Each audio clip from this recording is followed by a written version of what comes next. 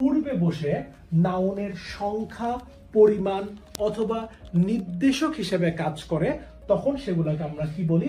Determiner. যেমন আমরা যদি বলি I have many books, I have many books, তখন কিন্তু এই জায়গায় মেনি কিন্তু ডিটারমিনার।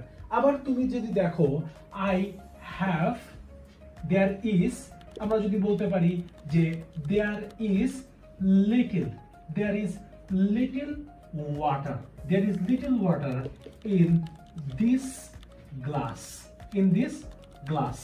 অর্থাৎ এই যে ওয়াটার হচ্ছে হলো আমার বাক্যে এটা কি? নাউন, আর নাউনের পূর্বে বসছে কি? লিটল। সো এখানে লিটল হচ্ছে আমাদের এখানে কি হিসেবে কাজ করে? ডিটারমিনার। কি হিসেবে কাজ করে? ডিটারমিনার।